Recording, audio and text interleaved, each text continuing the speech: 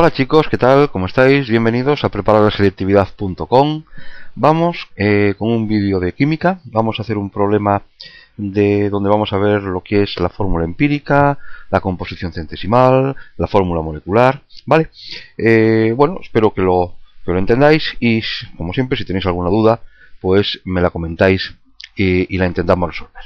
Bien, el problema, como ya tenéis en pantalla, dice que nos pide que determinemos la fórmula empírica y también la fórmula molecular de un compuesto orgánico, ¿vale? Que contiene carbono, hidrógeno y oxígeno, sabiendo que nos da los siguientes datos: que en estado de vapor 2 gramos de ese compuesto recogidos sobre agua a 715 milímetros de mercurio, y veis que tengo puesto en color diferente ese sobre agua a 715 milímetros de mercurio, porque va a ser muy importante a la hora de determinar después en la fórmula molecular la presión que supone o que ejerce el compuesto orgánico que estamos calculando, del cual estamos calculando su fórmula molecular. Bueno, entonces, como digo, recogido sobre agua a 715 milímetros de mercurio a una temperatura de 40 grados centígrados, y todo ello supone que ocupe un volumen de 800 centímetros cúbicos, ¿de acuerdo? 800 centímetros cúbicos que al pasar a litros hay que dividir entre 1000 y sería 0,8 litros, ¿vale? También nos dice el problema que cuando quemamos completamente 5 gramos de compuesto, se van a obtener por un lado 11,9 gramos de dióxido de carbono y por otro lado se van a obtener 6,1 gramos de agua. Termina el problema diciendo que la presión de vapor que ejerce el agua a esa temperatura de 40 grados centígrados es de 55 milímetros de mercurio. Bien, entonces, visto el enunciado, lo primero que tenemos que tener en cuenta, o lo primero que tenemos que saber es, mejor dicho, entender el problema, entender lo que nos está pidiendo. Entonces, nos dice que tenemos que calcular primero su fórmula empírica y después su fórmula molecular de un compuesto orgánico, ¿no? Entonces, lo primero que tenemos que saber es diferenciar qué es la fórmula empírica y qué es la fórmula molecular. Bien, pues mirad, la fórmula empírica va a ser la mínima relación numérica que se establece entre los elementos que van a formar esa molécula. O sea, la mínima relación numérica, mientras que la fórmula molecular va a ser la verdadera relación numérica que existe entre los elementos que van a formar esa molécula, ¿vale? Entonces, para calcular la fórmula empírica, el problema nos da unos datos, y para calcular la fórmula molecular, el problema nos da otros. ¿De acuerdo? ¿Cuáles son unos y cuáles son otros? Mirad, cuando nos dice que al quemar completamente 5 gramos de ese compuesto y se obtienen 11,9 gramos por un lado de CO2 y por el otro lado 6,1 gramos de agua, nos está dando datos para que podamos calcular la fórmula empírica de ese compuesto. ¿Y cómo tenemos que hacer? Bueno, lo primero que tenemos que hacer, tal como tenéis ahí en pantalla, es ver cuántos moles equivalen los gramos que se producen tanto de uno como de otro. Mirad, si se producen 11,9 gramos de CO2, lo que podemos calcular es a cuántas moles equivalen esos gramos de CO2. Lo único que tenemos que dividir son los 11,9 gramos de CO2 entre los gramos mol de anhídrido carbónico, que en este caso sabéis que son 44. Lo tenéis ahí en pantalla. Se forman 0,270 moles, en este caso, de anhídrido carbónico, que ahora de lo que se trata es de conocer cuántas moles voy a tener de carbono, que es a mí lo que me interesa, ¿no? Bien, pues lo único que tengo que saber es que por cada mol de anhídrido carbónico hay un mol de carbono, porque la molécula es CO2, ¿de acuerdo? Habría 2 moles de oxígeno, hay un mol de carbono. Entonces lo que tengo que hacer es multiplicar por 1, y yo sé que el número de moles de carbono que tengo van a ser también de 0,270.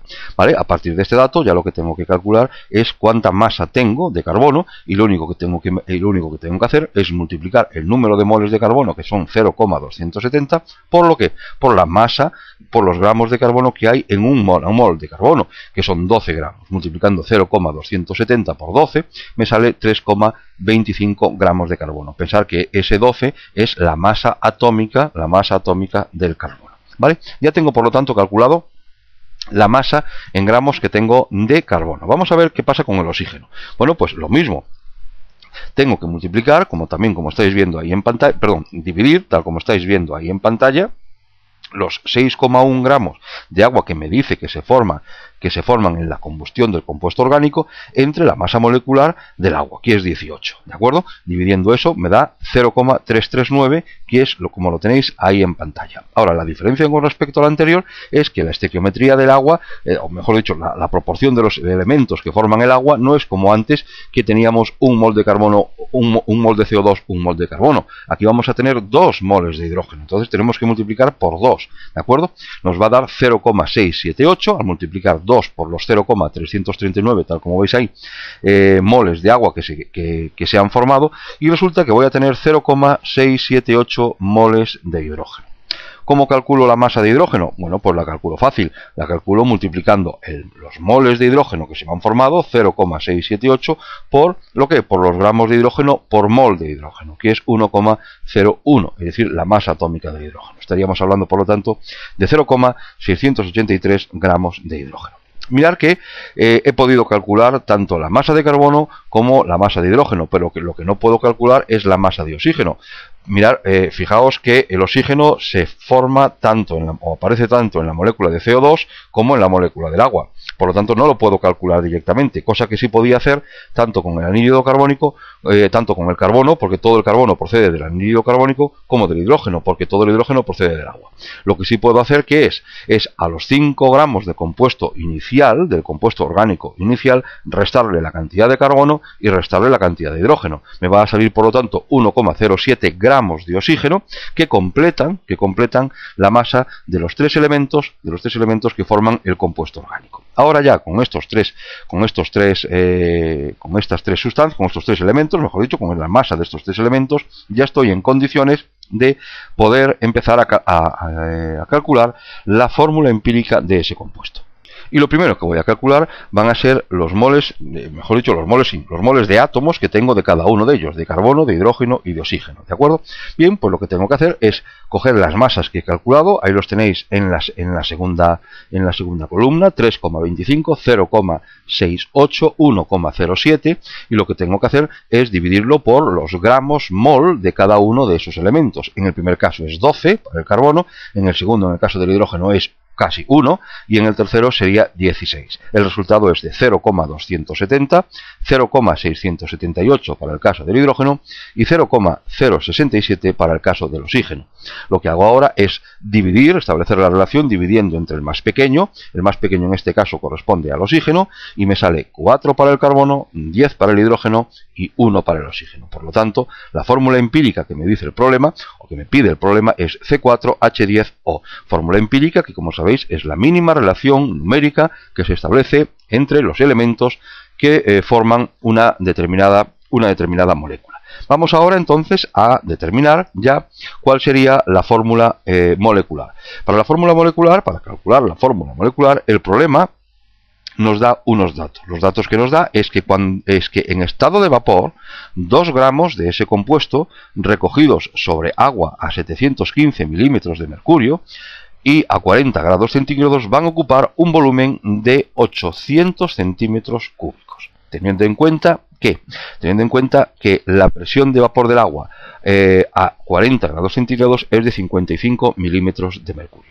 Fijaos que aquí es donde viene lo que os comentaba al principio, que os había puesto de color rojo, que cuando me dicen que en estado de vapor 2 gramos de compuesto recogidos en agua a 715 milímetros de mercurio, esos 715 milímetros de mercurio es la presión total, es decir, es la presión que ejerce el compuesto y es la presión del vapor del agua. Aquí es donde está el asunto de este problema, ¿no? Yo lo que tengo que hacer es a esos 715 milímetros de mercurio restarle los 55 milímetros de mercurio que supone que es la presión de vapor del agua, para conocer exclusivamente cuál es la presión que ejerce el compuesto, ¿de acuerdo? Y la presión que ejerce el compuesto, por lo tanto, son 660 milímetros de mercurio, que equivalen a 0,868 atmósferas, y si lo queréis en pascales, ahí tenéis también la relación, sería 8,8 por 10 a la 4 pascales. Ahora sí que estamos ya en condiciones de poder determinar el número de moles reales que se supone corresponden con los datos que me acaban de decir para esos 2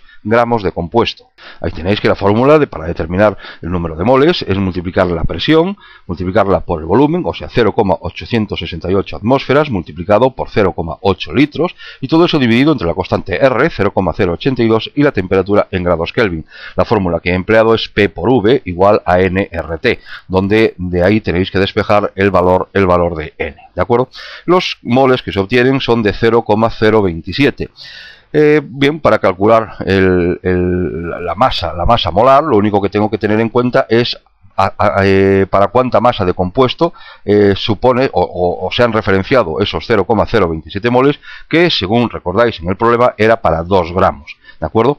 Hacéis la relación y entonces ya podemos determinar la masa molar, que va a ser igual, pues lógicamente, a los gramos partido por el número de moles que yo acabo de calcular, ¿de acuerdo? Bien, me resulta que haciendo esos números me salen aproximadamente 73,9, 74 gramos mol, que si os fijáis equivale a la masa molecular de la molécula que tiene por fórmula C4H10O. ¿De acuerdo? Si la masa molar de C4H10O coincide con 74, esto no significa que la fórmula empírica va a coincidir con la fórmula molecular, ¿de acuerdo? Si nos apareciese que la masa molar fuese el doble, es decir, en este caso estaríamos hablando de 2 por 4, 8, o sea, de 148, tendríamos que multiplicar por 2 todos los números de los elementos que formaban la fórmula empírica, es decir, en ese caso sería C8H20O2, ¿de acuerdo? No os quiero liar, ¿vale? Y aquí únicamente, como he llegado a la conclusión de que la masa molar, es decir, sí, es 74, equivale a la masa molecular de la fórmula empírica, por lo tanto, fórmula empírica y fórmula molecular es la misma, ¿de acuerdo? ¿Lo habéis entendido? Muy bien, espero que así sea, ¿vale? Si tenéis alguna duda, por favor, comentádmela, y como siempre, gracias por ver los vídeos y gracias por estar ahí.